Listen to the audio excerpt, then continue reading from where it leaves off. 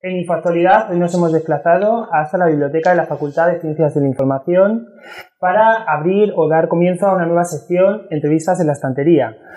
Iremos conociendo a diversos autores que publicarán distintos libros con la editorial Fragua y con la biblioteca de la facultad, con la colaboración de la biblioteca de la facultad. Hoy contamos con la presencia además de Antonio Dueñas, doctorado en Filología Hispánica y profesor de la Facultad de Ciencias de la Información. Bienvenido. Muchas gracias. Se podría decir casi que estamos en un ruedo. Sí. Si no fuese porque no le gustan los toros. No me gustan nada, ya es que tú lo sabes, desde hace tiempo soy contrario por completo. Sí. Y el libro que hoy presenta, Retórica y Creación, es un paso más dentro de su estudio, dentro de este mundo, del mundo de la retórica. ¿Qué supone la presentación de este nuevo libro? Me agrada que se haga una presentación porque hay muchos tópicos y muchos malentendidos con la retórica, y lo que trata el libro justamente es de clarificar un poco cuál es el origen y cuáles son los presupuestos, los postulados de la retórica, sus conexiones con la filosofía, con la ética, con los sofistas que tienen muy mala prensa, por cierto, y no debería ser así. Y en ese sentido me alegra que a través de la editorial Fragua se haga esta presentación y que pueda llegar al mayor número de personas, de alumnos, porque no creo que sea un bestseller, pero por lo menos alumnos interesados. Y hablando de eso, de la editorial Fragua, nos acompaña Ignacio Muñoz, responsable de Fragua, también periodista, licenciado también por esta casa, y Raquel Gañán, como responsable de adquisición de la biblioteca. También bienvenidos a esta entrevista. Hola. Y Raquel, ¿qué supone estar aquí hoy presentando esta sección nueva? Pues hace unos meses yo me planteaba que estábamos demasiado cerca, la librería y la biblioteca, y que nunca habíamos trabajado en un proyecto, en una colaboración, algo en conjunto. Entonces hablé con Ignacio y le dije, ¿por qué no damos un poco de visibilidad a los libros que estás editando de nuestros profesores? Cada vez, además, los tenemos todos en la biblioteca y tenemos de alguna manera difundirlos y darle más visibilidad para que nuestros alumnos de esta facultad, porque además los libros de Fragua, pues al ser profesores nuestros, son todos temas totalmente pertinentes y necesarios. Primero que estén aquí y luego que se conozcan y que se puedan leer. Y de ahí aquí tenemos a Felipe, periodista, que también fue alumno, como decías, del profesor, con lo cual en este entramado hemos pensado que era una buena idea poder hacer esta entrevista. Hemos iniciado esta fase de entrevistas con el profesor Antonio Dueñas, que se ha prestado, que quiero desde la biblioteca agradecértelo. También agradecer a la librería que, bueno, a poder trabajar en conjunto y sobre todo a Infoactualidad por darnos esta cobertura. Entonces vamos a empezar con esta serie de entrevistas. Tenemos ya en cartera el siguiente libro, que va a ser un homenaje a un profesor de la casa también, donde van a participar otros profesores, y también haremos otra entrevista. Esa es la idea que tenemos para luego poderlo ver en Infoactualidad. Y como decía, representando a la editorial Fragua, tenemos a Ignacio Muñoz. Ignacio Muñoz, sí, perdón. Y también licenciado por esta casa de periodismo. ¿Qué supone estar aquí hoy en esta entrevista? Hombre, pues es una alegría y estoy muy a gusto. Llevo ya aquí más de 30 años, desde el año 81 que empecé la carrera, y decidimos, surgió la posibilidad y nos ofrecieron montar una librería en la casa porque no había, y desde entonces he compaginado mis estudios con la dirección de la librería, y poquito a poco pues esto se ha ido consolidando. Al principio era muy complicado, había poca bibliografía, pocos alumnos siempre ha habido bastantes, sí, pero había poca bibliografía, y sobre todo existía la dificultad de los profesores que no tenían dónde publicar. Y entonces, bueno, pues con mucho esfuerzo, sobre todo económico, pues ha ido consolidando una serie de colecciones dentro de la editorial, y se da difusión a sus contenidos, y es una ayuda tanto para el propio docente como para el propio alumno. Y decía que comenzó en el año 81. 81, si no recuerdo. Y Antonio Dueñas llegó un poquito después, en el 86. En el 86, exacto. En el 86. Y tras tantos años en la facultad, dando clases como profesor, ahora actualmente en el máster, ¿qué supone este libro porque además es su primer libro como tal dedicado a este ámbito. ¿Qué supone esta publicación? Bueno, primero te diré que en el año 86, cuando yo llegué, las clases eran de 300-350 alumnos, o sea que... 11.000 alumnos ha llegado a ver. Exactamente. 11.000 alumnos. 300-350. Nacho, me imagino que estarías en esa situación también, ¿no? Más de 100 y pico. Sí, claro, 100 y pico. Bueno, el libro, como te decía antes, supone, en primer lugar, una investigación personal, porque es... a través de la lingüística y de la pragmática, etcétera, yo he ido llegando a los estudios de retórica que considero que son la madre de todos los estudios que se han hecho posteriormente, tanto de crítica literaria como de lingüística, etcétera. Entonces, personalmente, me parece que es finalmente el haber encontrado el camino que quizá hubiese debido emprender hace muchos años, pero he llegado solito. Y en segundo lugar, me gustaría que todos los que se acerquen a la lengua y a la crítica literaria y a todo este tipo de estudios humanísticos tuvieran la posibilidad de tener una idea más clara.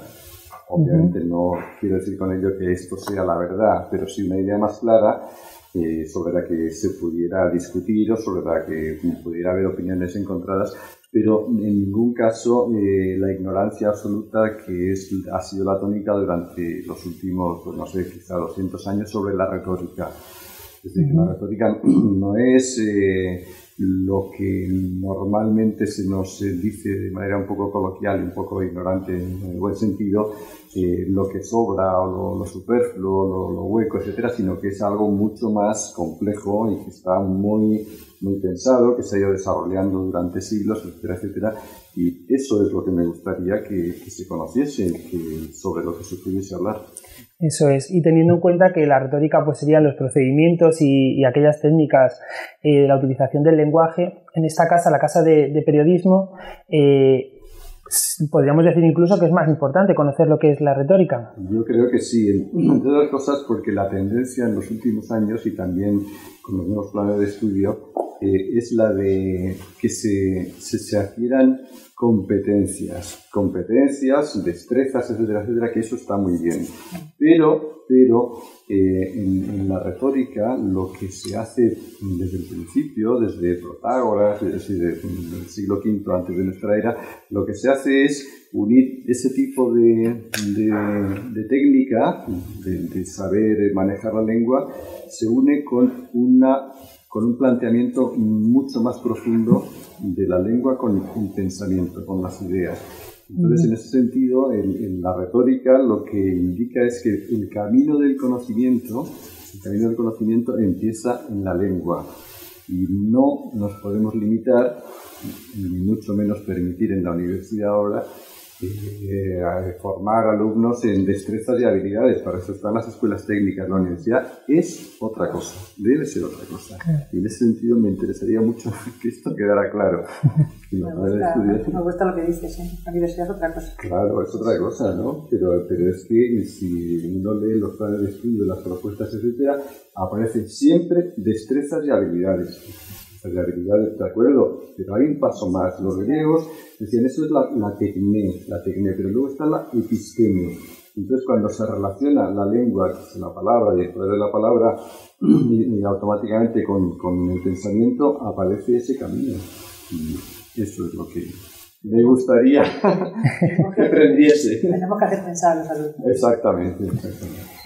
Y luego lo que es en el libro, en Retórica y Creación, lo que vemos es un recorrido partiendo de la Grecia clásica, llegamos a la Edad Media, y bueno, a mí me ha llamado la atención también una frase que hay publicada en internet de los profesores de valoración, que dice que el progreso no siempre tiene que ser para adelante, puede ser también ir hacia atrás, y poner el ejemplo del pulpo, y eso se lo atribuyen a usted, dice que esa frase es una de esas. Quiero recordar que alguna vez lo dije, pero hablando de la evolución biológica, es muy curioso esto porque, por ejemplo, el cerebro humano, la evolución del cerebro humano no obedece a ningún planteamiento, diríamos, racional.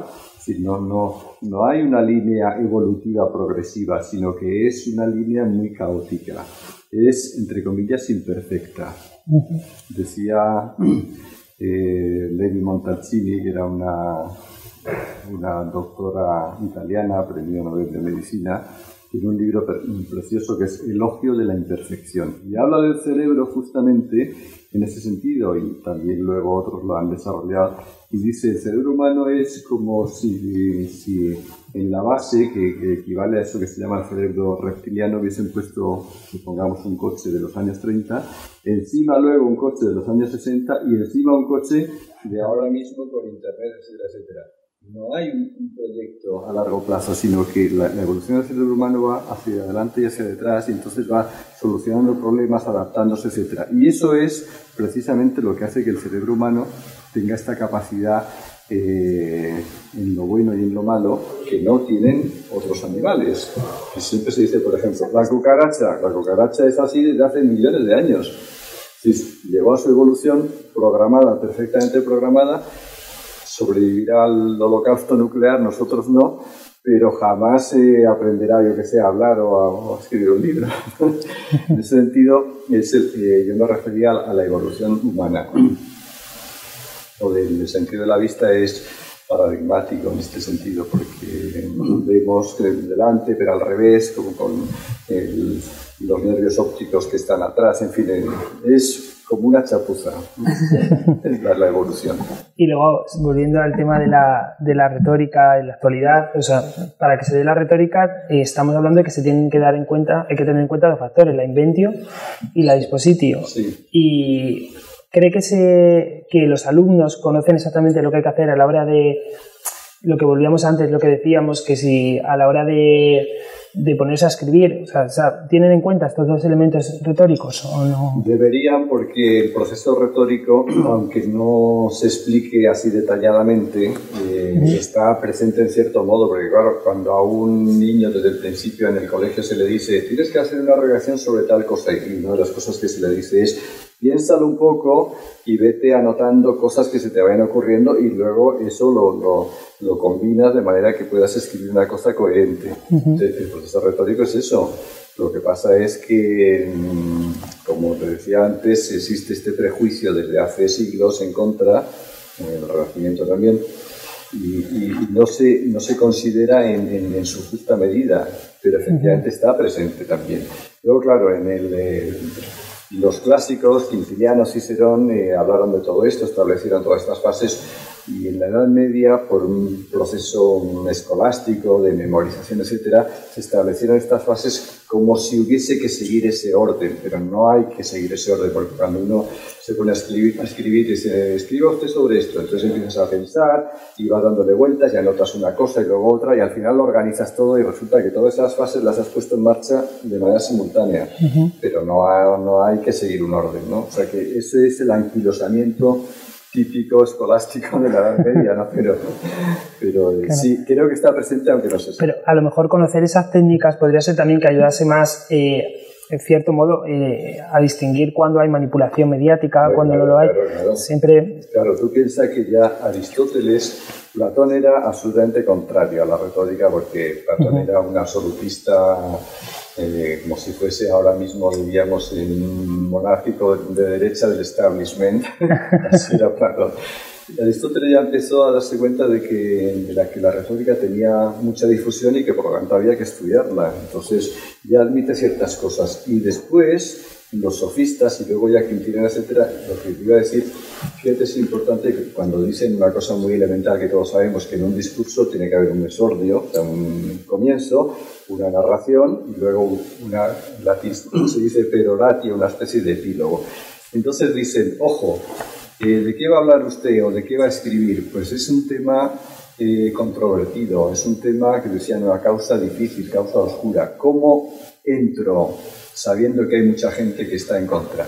Entonces ahí se explica que hay un tipo de sordio, un tipo de comienzo que trata justamente de contrarrestar la posible o la casi segura opinión contraria que tiene ese auditorio o esos lectores.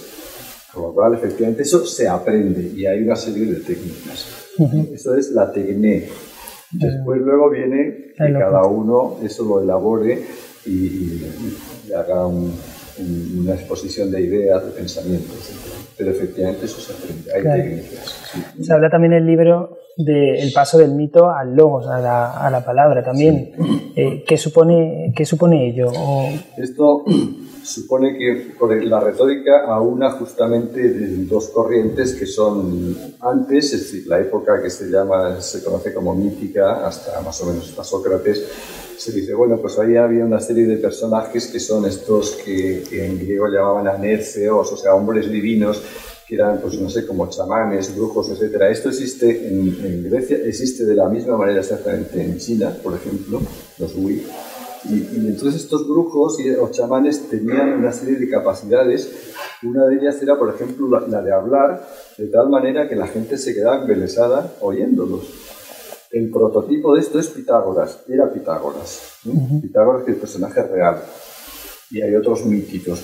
Entonces, la retórica toma esa parte de, digamos, de Pitágoras y otros, que es la parte que llamamos de la persuasión. La persuasión está dirigida fundamentalmente a la parte emocional de los lectores o de los oyentes. Y toma también la parte más de lo que entonces se llamaba la dialéctica, que es un poco la lógica, etcétera, etcétera, o sea, el razonamiento lógico, toma también esa parte y las junta. Y es un método completo. Y luego también había dos conceptos que me llamaban la atención también, que era el concepto de aletheia, sí, ¿verdad? Se tomaba ese concepto de, por decirlo así, en el mundo clásico, en el mundo griego, la aletheia era el bien supremo, sí, y todo lo demás era el vulgo, el pueblo, y la doxa era el desprecio, por decirlo así. Pero podríamos decir que ahora en la sociedad actual eso se ha invertido y la opinión se ha puesto por encima incluso de lo que es la verdad. Y eso, o sea, ¿cómo afecta la retórica el que la opinión tenga tanto peso en la sociedad actual? Este problema lo plantean los sofistas, en concreto Protágoras, que es el que yo considero, y Sócrates, pero sobre todo Protágoras el que considero más ajustado a esto. Se pasa de la aletheia esta de Platón, que es la verdad absoluta e indiscutible de los dioses, a cuando llega Protágoras en el siglo V y se le ocurre decir, así como quien no dice nada, no tengo razones para negar la existencia de los dioses, pero tampoco tengo razones para afirmar que los dioses existen. Entonces ahí se monta un cirio y a Protágoras lo echan de Atenas, porque lo habían condenado a muerte, pero lo echan y luego, bueno, se muere en un naufragio. Entonces ahí empieza este concepto de doxa, que es la opinión. Pero ojo, porque esto debe siempre ser analizado en un contexto que el propio Protágoras y otros definen, que es el de la ética personal y la moral pública. Ojo, porque esto es importantísimo, porque no vale decir, como se dice ahora, es que eso es lo que yo pienso. No, todas las opiniones son libres, pero no todas son respetables. No, ojo, no, porque hay opiniones que no son respetables. ¿Por qué? Porque chocan de frente con una serie de principios éticos, claro, que son los que defendía Protágoras, el bien común, etcétera, etcétera, y que ahora, pues no sé, podríamos decir, hay una serie de principios de derechos humanos, etcétera. No es que yo opino que hay que matar a fulanito, a todos los negros. No, es que es mi opinión y es válida. No.